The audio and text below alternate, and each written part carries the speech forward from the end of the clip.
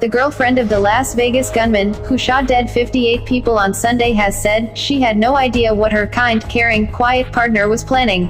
Marilou Danley's comments came hours before police suggested Stephen Paddock had been living a secret life. They said he may have been planning to escape instead of shooting himself dead, but did not give further details. It is not yet known why he opened fire on an open-air concert, committing the worst shooting in modern U.S. history. Police had found more explosives in Paddock's car at the hotel along with about 1,600 rounds of ammunition. Paddock had been gambling just hours before he began shooting.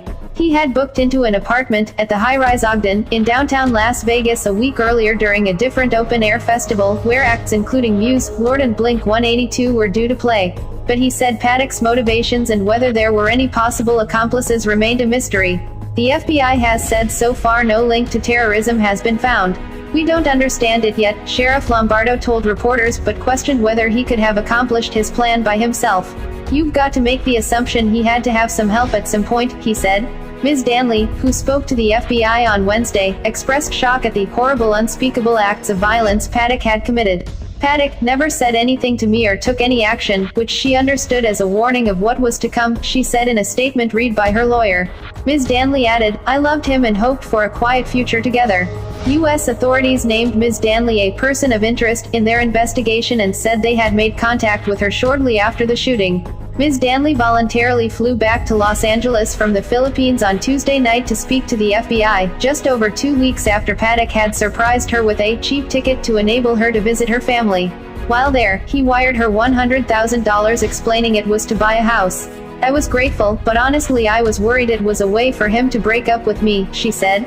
"It never occurred to me in any way whatsoever that he was planning violence against anyone."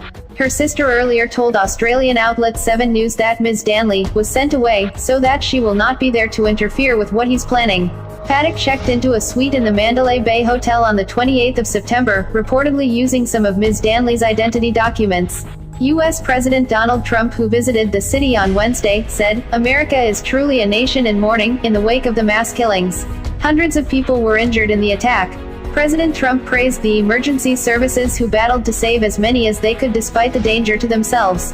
"When the worst of humanity strikes, and strike it did, the best of humanity responds," he said as he applauded injured officers. "In the depths of horror, we will always find hope in the men and women who risked their lives for ours," he added. Mr. Trump said he was in the company of heroes after visiting the first responders. "Words cannot describe the bravery that the whole world witnessed on Sunday night," he said. "Americans defied death and hatred with love and with courage." The shooting has prompted calls for reform to U.S. gun laws.